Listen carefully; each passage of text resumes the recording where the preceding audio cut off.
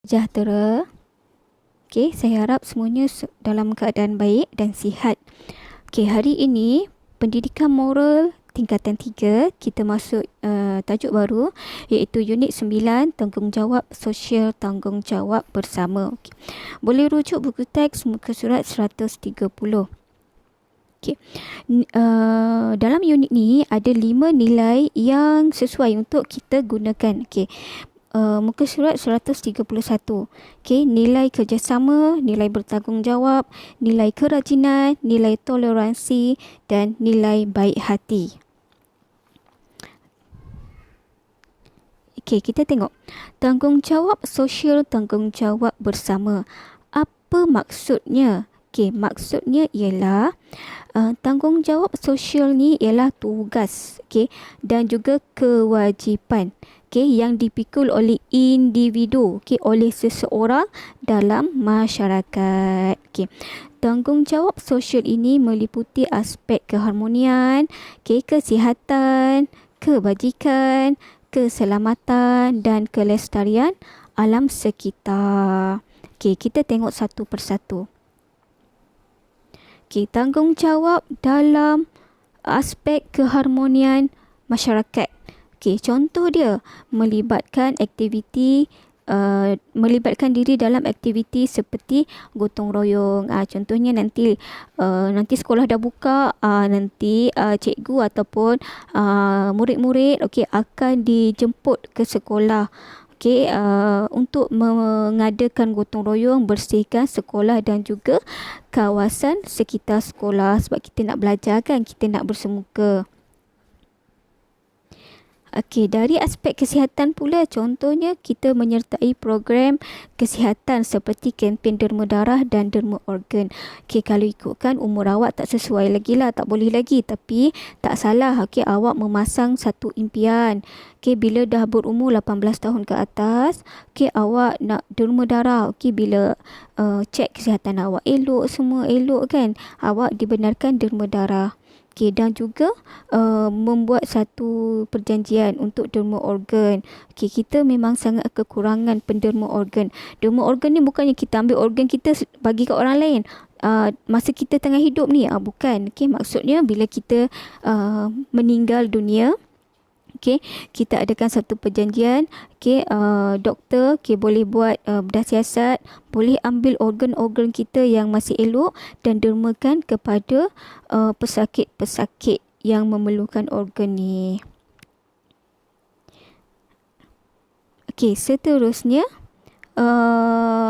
kelestarian dalam alam sekitar. Okey, tanggungjawab kita dalam alam sekitar. Okey, contohnya memelihara flora dan fauna. Okey, memelihara ni kita menjaga. Memelihara ini ialah kita tanam semula ataupun kita biarkan semula tumbuh-tumbuhan ataupun binatang-binatang untuk kita elakkan daripada berlakunya kepupusan. Okey, contohnya kat sini mengadakan kempen tanam pokok.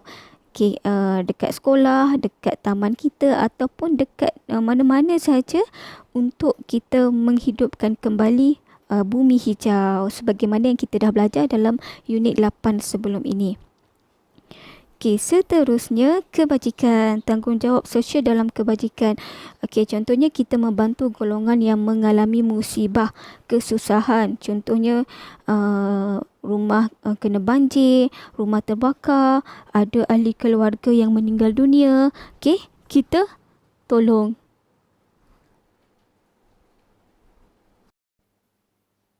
Okey, seterusnya di muka surat 134, okay, buku teks, kepentingan melaksanakan tanggungjawab sosial. Okey, ada 7 kepentingannya.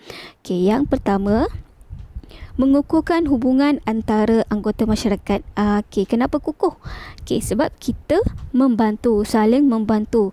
Bila sebut sosial itu adalah masyarakat. Okey, masyarakat tu bukan satu orang. Masyarakat itu melibatkan ramai orang. Jadi, bila ramai orang bergabung melakukan tanggungjawab sosial, hubungan kita akan jadi kukuh. Okey. Yang kedua, melahirkan masyarakat yang bersatu padu. Bila dah kukuh, masyarakat kita akan bersatu padu menolong ataupun membuat banyak lagi kerja-kerja kebajikan dan juga sosial. Yang ketiga, memupuk perasaan cinta akan negara. Bila dah kukuh, bila dah bersatu padu, takkan kita nak saling benci-membenci. Mestilah kita akan saling berkasih sayang. Bila kita berkasih sayang, itu menandakan kita cinta kepada masyarakat. Cinta kepada masyarakat ialah cinta kepada negara. Yang keempat, membantu meringankan beban golongan yang kurang bernasib baik. Contohnya kita buat derma kilat tadi. Contohnya kalau kat sekolah kita pun, kalau ada rakan kita yang sakit, rakan kita yang ada kematian ahli keluarga, derma kilat akan dilakukan, akan dibuat dari kelas ke kelas. Sumbangan itu akan kita bagi terus kepada kawan kita yang menjadi yang mendapat musibah itu. Seterusnya, yang keempat, memastikan keselamatan penduduk setempat. Ini contohnya apabila kita sentiasa menjaga keselamatan. Contoh tanggungjawab sosial ni, contohnya kita membuat setiap malam tu keselamatan penduduk ni sama ada dari segi kesihatan, dari segi berlakunya pencerobohan, kecurian. Contohnya kita buat gotong royong, membersihkan longkang, keselamatan. Itu salah satu keselamatan. Kita jaga penduduk setempat sebabnya kita nak cegah daripada berlakunya penyebaran nyamuk ataupun demam denggi.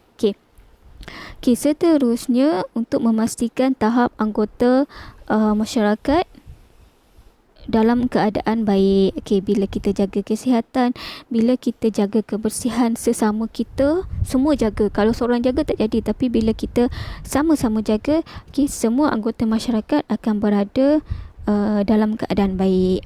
Dan last sekali ialah melindungi kelestarian alam sekitar. Contohnya tadilah kita memelihara dan memulihara, tanam pokok, bersihkan tasik, bersihkan sungai daripada sampah sarap, bersihkan hutan-hutan simpan kita daripada sampah-sampah dan juga aktiviti perburuan haram, contohnya lah. Ini adalah peranan individu sebagai anggota masyarakat dalam melaksanakan tanggungjawab sosial. Yang ini kita akan belajar pada minggu hadapan. Untuk minggu ini sampai muka surat 134. Kita jumpa minggu hadapan. Terima kasih.